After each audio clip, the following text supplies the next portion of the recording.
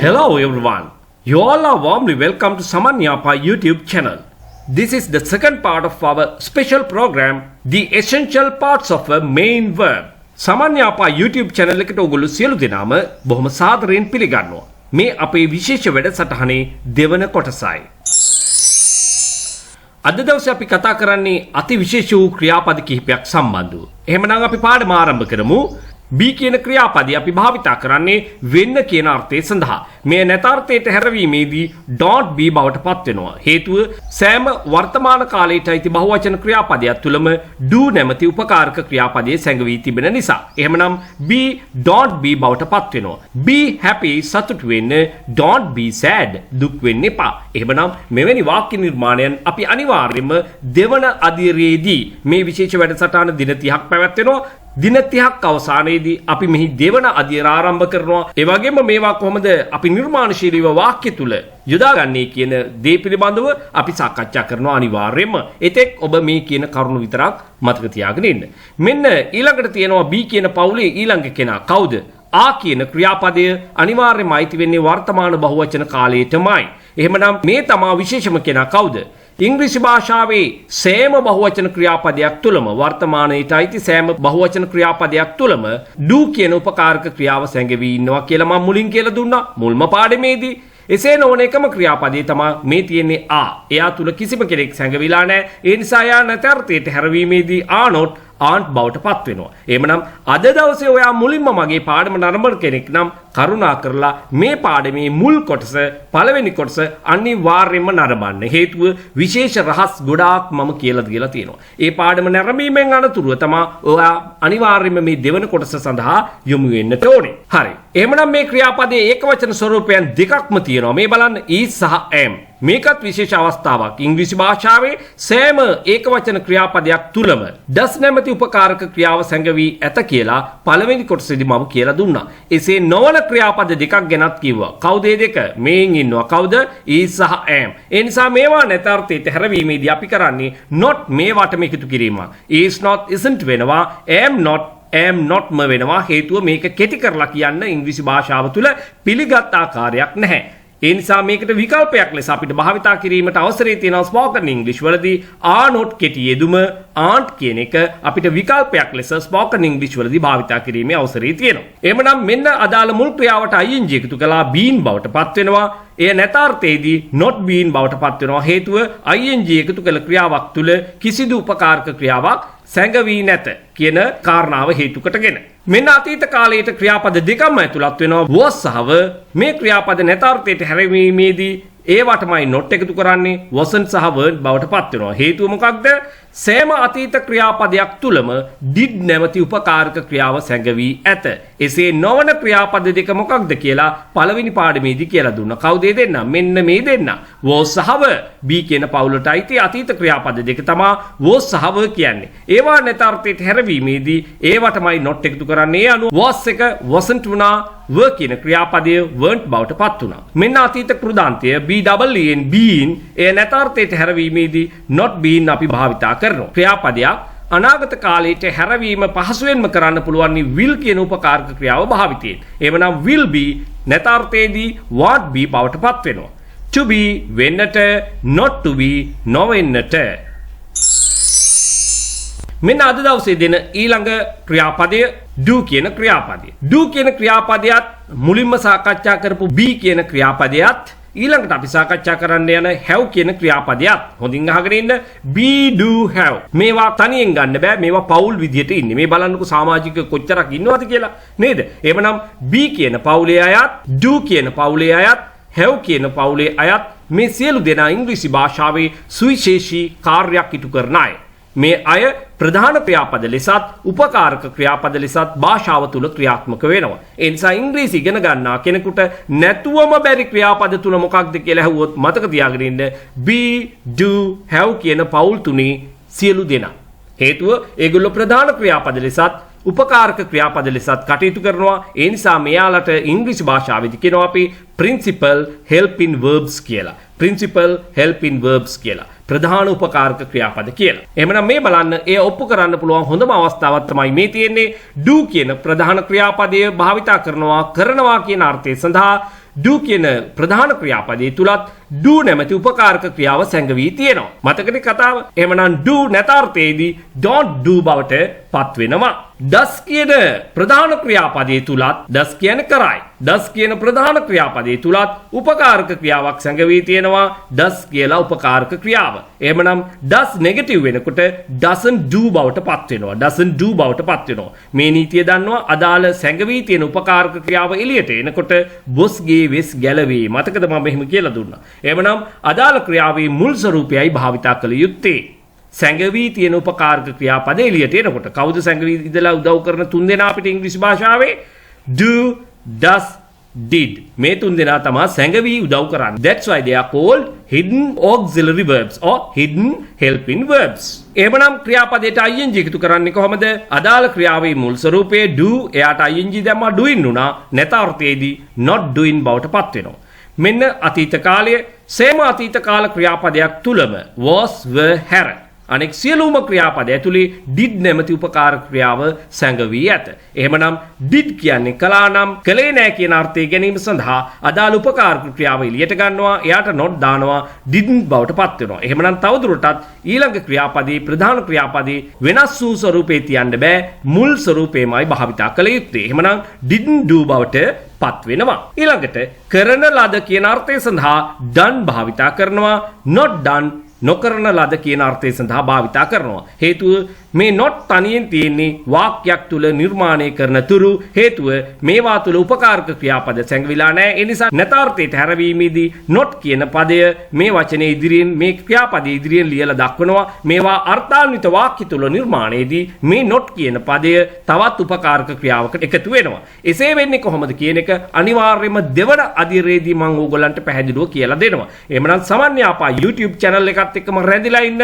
ඔබ දන්නා කරුණු අතරේ නොදන්නා දේවල් ගොඩක් ඉගෙන ගන්න පුළුවන්. ඒ වගේම ඔබ දැනටමත් ඉංග්‍රීසි භාෂාව හොඳින් දන්නා කෙනෙක් නම් තමන්ගේ දැනුම තහවුරු කරගන්න අවස්ථාවක් ලැබෙනවා. ඒ වගේම මගේ පාඩමට අලුතෙන් ඔබ අද එකතු වෙන කෙනෙක් නම් ඔබට අනිවාර්යයෙන්ම මේක අලුත්ම අලුත් පාඩමක් බවට පත් වෙනවා. එහෙනම් මේ සෑම සියලු දෙනාම කරන්න ඕන එක දෙයක් තියෙනවා. මගේ channel එක subscribe කරලා bell icon එක click කරලා තියාගන්න.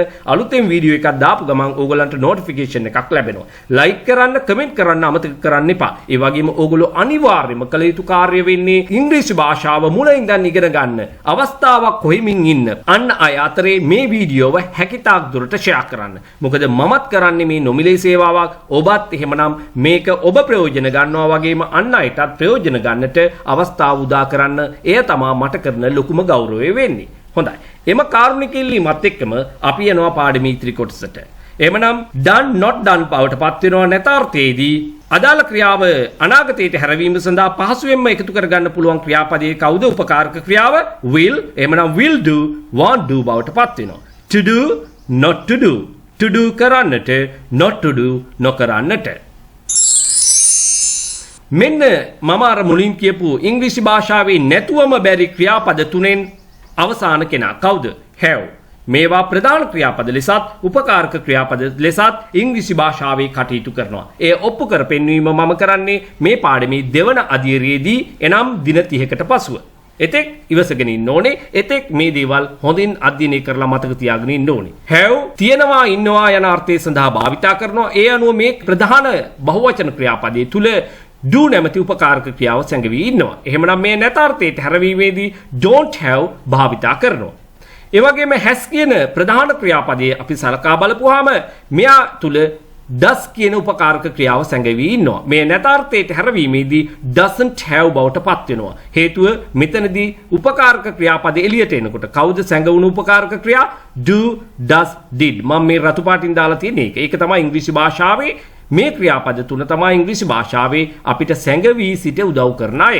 හැංගෙනවට hide, hide, hid, hidden. එහෙමනම් සැඟවී සිට උදව් කරන නිසා අපි ඒගොල්ලන්ට කියනවා hidden auxiliary verbs. එහෙම නැත්නම් සරලව hidden helping verbs කියලා. ඒ වගේම ඔයගොල්ලන්ට දැන් මේ වෙලාවේ ගැටලුවක් ඇති. අපි ඉංග්‍රීසියේ දැකලා තියෙනවානේ නැතාර්ථයේ have එකේ නැතාර්ථයේ haven't, has එකේ නැතාර්ථයේ hasn't කියලා. ඔව් එහෙම තියෙනවා. ඒ උපකාරක ක්‍රියාවක්සේ කටයුතු කරනකොට මේ කතා කරන්නේ ප්‍රධාන ක්‍රියාපදයක්සේ මේවායේ නැතාර්ථයයි. උපකාරක ක්‍රියාවක්සේ නැතාර්ථය ගන්නේ have එකට not දානවා haven't, has එකට not දානවා hasn't. මේ පිළිබඳ පූර්ණ අවබෝධයක් මම ලබා දෙනවා මගේ පාඩමේ දෙවන අධ්‍යයනයේදී කොහොමද මේවා අර්ථාන්විත වාක්‍ය තුල භාවිතා කරන්නේ කියන පාඩමේදී උගලන්ට කියලා දෙනවා. පැහැදිලි? හොඳයි. දැන් යමු අපි මේ අදාළ ක්‍රියාවට ing එකතු කරමු. ඊ අකුර ඉවත් වෙලා තියෙනවා. මේ සම්බන්ධවත් අකුරු ඊ අකුරු ඉවත් වෙනවා. සමහර වචන කිහිපයක එසේ වෙන්නේ නැහැ. ඒ වගේම අග අකුර ඩබල් වෙනවා. ඒ කියන්නේ ද්විත්වයක් බවට පත් වෙනවා ing එකතු කරද්දී. මේ පිළිබඳව අපි ඒ අදාළ කොටසේදී දෙවන අධ්‍යයනයේදී සාකච්ඡා කරමු. දැනට මතක තියාගන්න have එකට ing දැම්මා having වෙනවා. ඒ නැතාර්ථයට හැරවීමේදී not having බවට පත් වෙනවා. had සෑම අතීත ක්‍රියාපදයක් තුලම was were හැරෙන්න මතකනේ was were කියන දෙන්න හැරෙන්නට සෑම අතීත ක්‍රියාපදයක් තුලම did සැඟවී ඉන්නවා කියලා කිව්වා. මෙන්න ඒකට උදාහරණය. එහෙමනම් did එක එළියට එනවා not දානවා didn't have බවට පත් වෙනවා. had අතීත කෘදාන්තය not had බවට පත් වෙනවා.